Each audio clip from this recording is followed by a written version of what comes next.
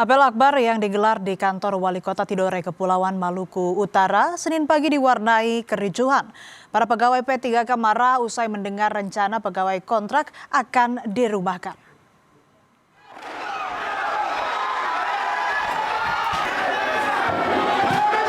Suasana apel yang mestinya hikmat berubah mencekam saat para pegawai pemerintah dengan perjanjian kerja atau P3K di lingkungan pemerintah Kota Tidore Kepulauan menumpahkan kemarahan mereka. Mereka protes usai mendengar rencana pegawai kontrak akan dirumahkan. Situasi semakin tak terkendali saat massa berusaha merangsek masuk ke dalam kantor wali kota. Merespons kemarahan massa, Wali Kota Tidore Kepulauan Muhammad Sinen berjanji tak akan merumahkan pegawai kontrak. Namun, Pemkot akan memangkas tambahan penghasilan pegawai, baik ASN, P3K, maupun pegawai paruh waktu sebesar 30%.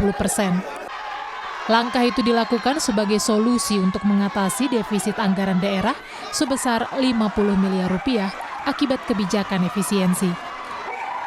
Persoalan dirumahkan ini dia solusi terakhir. Kalau memang kesana tembok, kemari tembok, kalau api, gelar api, ya terpaksa orang.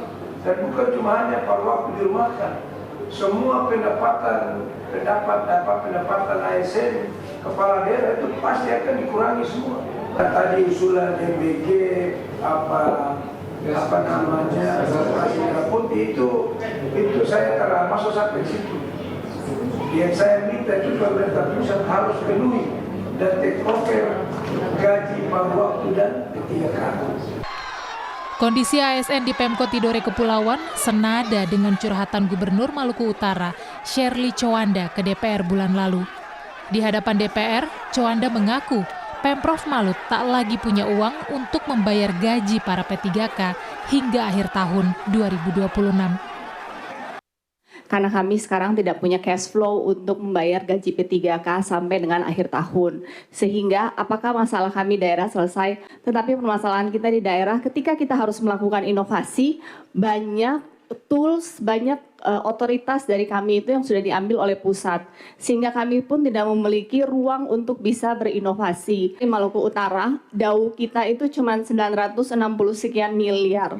Sedangkan belanja pegawai kita tuh 1,1 triliun. Artinya belanja pegawai kita tuh sudah melebihi DAU. Pemerintah pusat memangkas anggaran transfer daerah sebesar 848 triliun rupiah menjadi 650 triliun rupiah. Hal ini membuat kepala daerah mesti berhemat sambil tetap memastikan pembangunan daerah tetap maksimal.